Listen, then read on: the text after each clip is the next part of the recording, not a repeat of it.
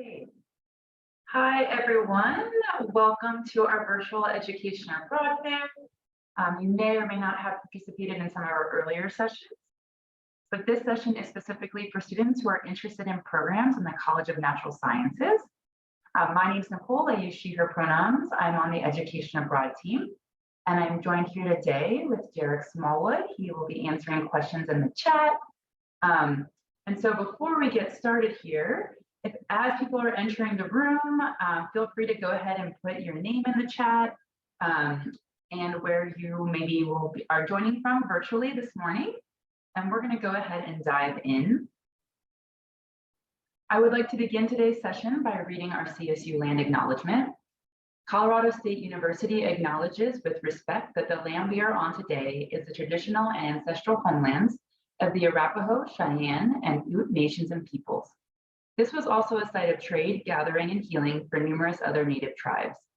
We recognize the Indigenous peoples as original stewards of this land and all the relatives within it.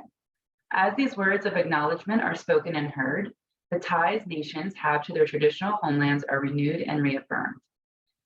CSU is founded as a land-grant institution, and we accept that our mission must encompass access to education abroad and inclusion.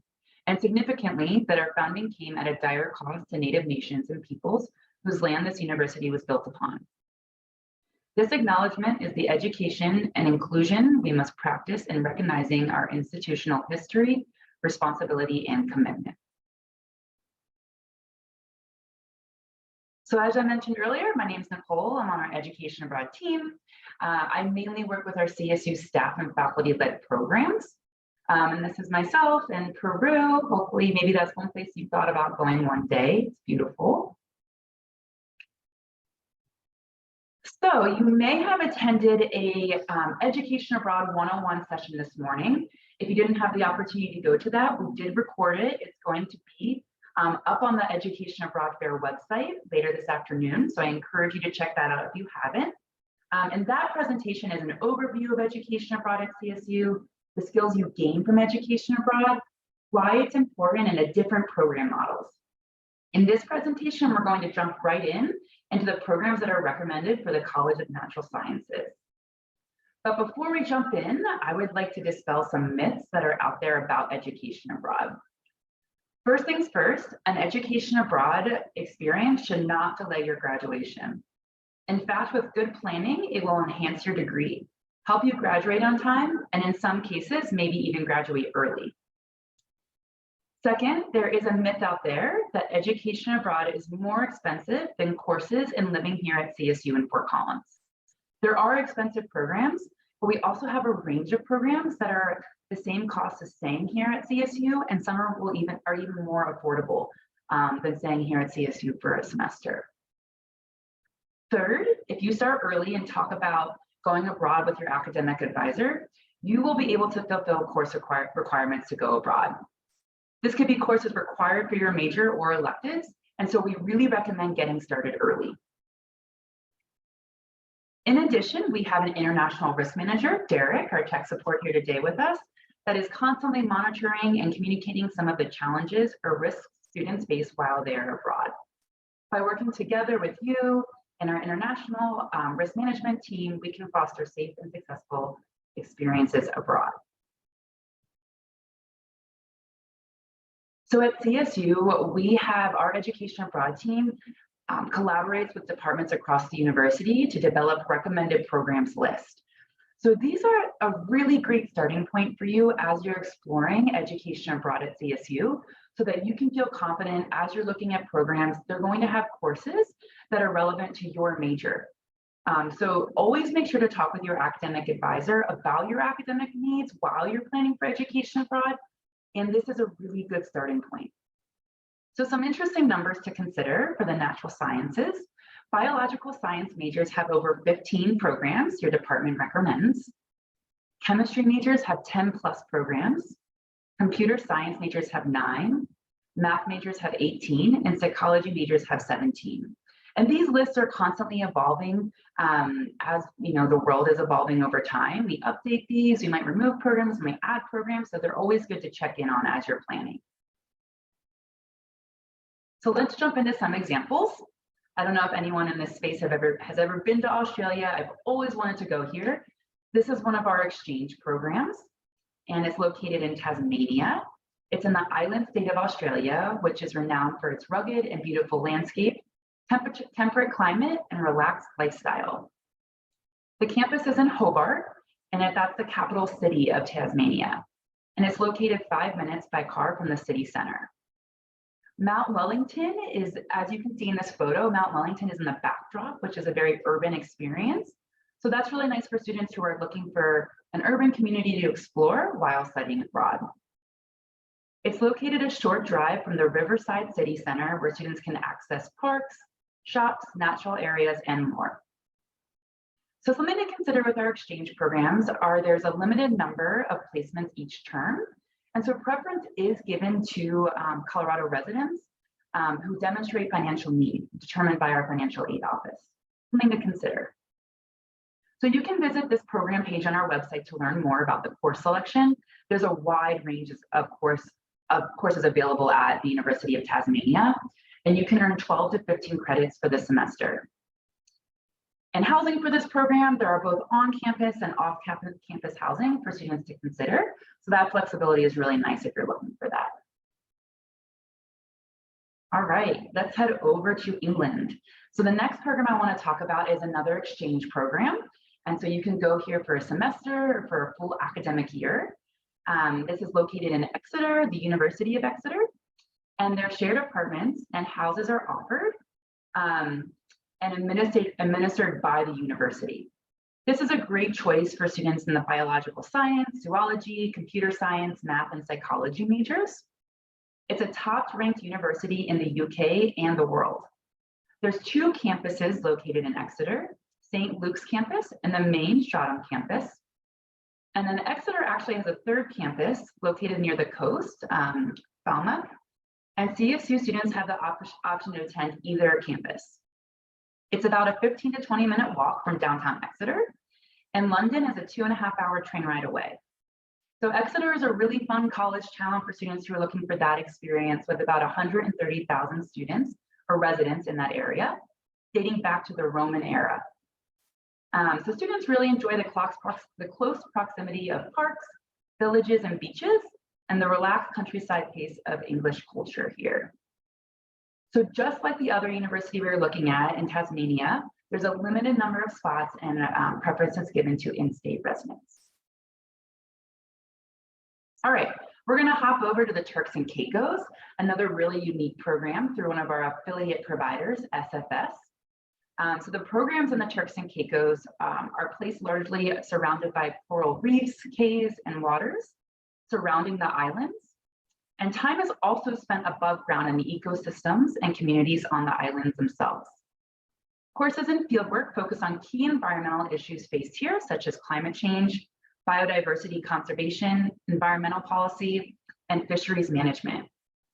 The research SFS does on their Turks and Caicos programs play an important role in supporting local residents and government authorities as they work to balance economic need with the preservation of irreplaceable natural resources.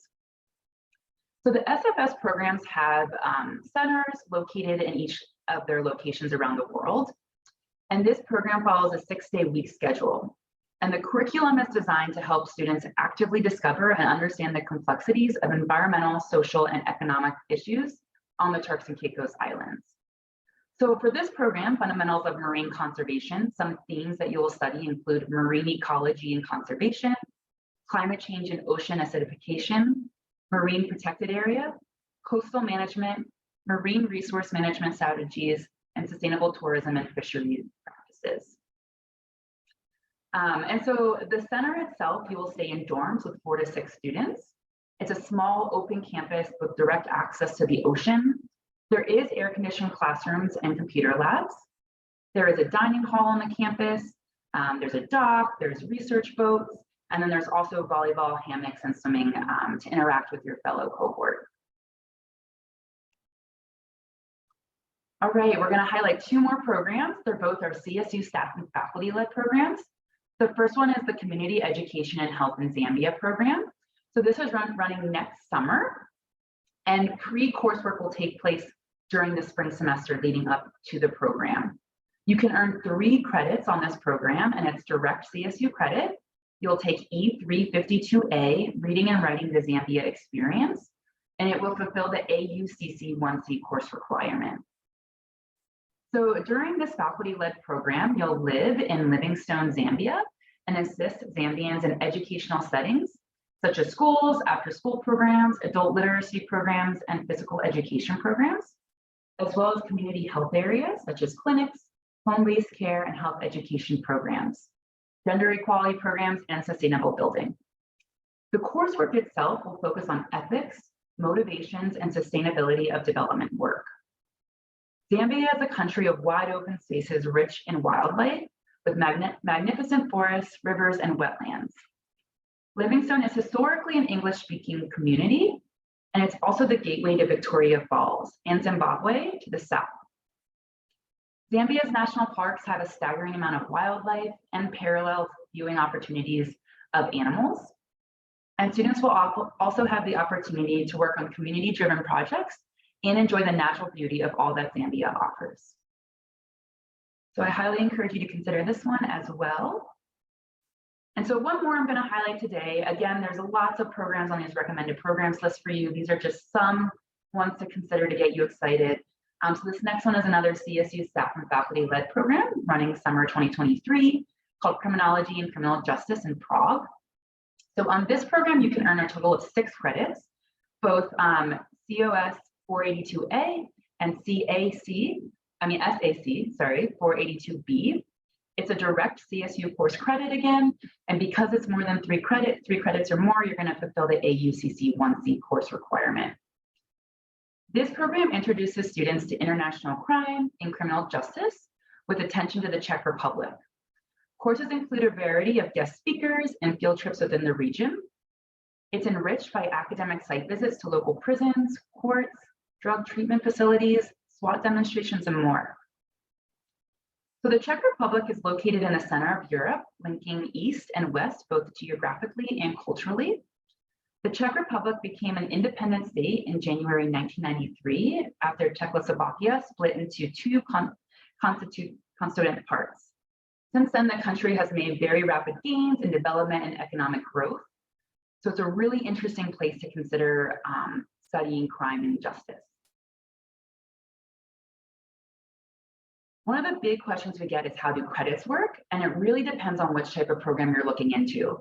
So some of the programs we reviewed today, such as our CSU staff and faculty-led programs, are direct CSU credit. Others are going to be transfer credits, and you're going to work with a team of people to help supporting you making sure that these credits will transfer back to CSU. You'll get the coursework reviewed by the registrar's office, and they will determine how many credits each course you take abroad is worth, and if it will be for lower or upper academic credits. Your academic advisor will determine how those credits will fulfill your degree requirements. And then with all of these approvals, you'll make sure that your program keeps you on track for graduation. So here at CSU Education Abroad, we take a holistic approach to support. So for each program, you're going to be working with somebody in our office, our Education Abroad team. You'll be working with your academic advisors or academic success coordinators here at CSU, as well as program advisors or CSU faculty or staff group leaders on programs. And here's what the transfer credit form looks like.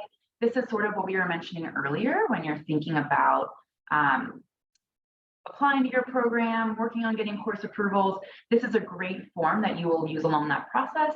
It's all virtual now, done electronically. And this can be found on our website on our Start Here page.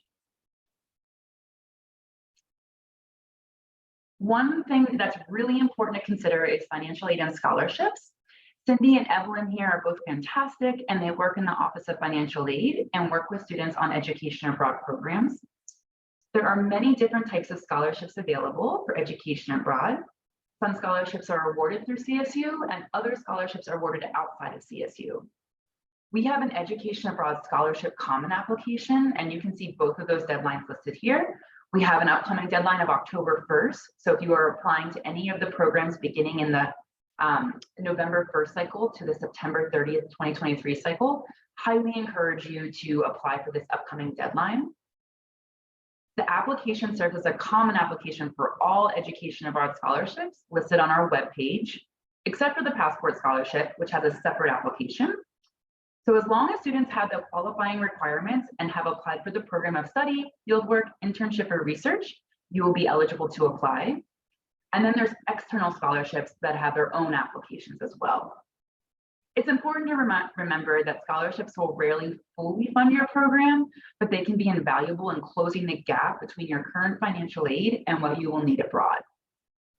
You can make appointments with our financial aid advisors, Cindy and Evelyn, through Navigate by going to our website and going to the Contact Us Here page, and you'll be able to schedule a virtual or in-person appointment with them. I also wanted to make a note that we hire students in our office. Here are our current fantastic peer advisors in our Education Abroad office. They work to facilitate some of our open advising hours, and they are a great resource in understanding the experience of going abroad recently as a CSU student. So if you are interested in coming into open advising, here you can take a picture or you can scan this right now. On the left QR code, it will take you to our open advising hours that are also listed here, Tuesdays, Wednesdays, and Thursdays. In addition, our open advising hours are virtual or in person. Virtual is going to be by Zoom. In person, you can come to Laurel Hall. And that QR code will provide directions to Laurel Hall. We're on the northeast end of the oval. All right, well, that is all the time we have today. Thank you so much for attending our fair. We have sessions all day long. You can scan this QR code as a start here to take you to the next steps in going abroad. And we hope to see you soon. Thank you so much. Thanks, Nicole. Yeah, thanks, Derek. Bye, everyone.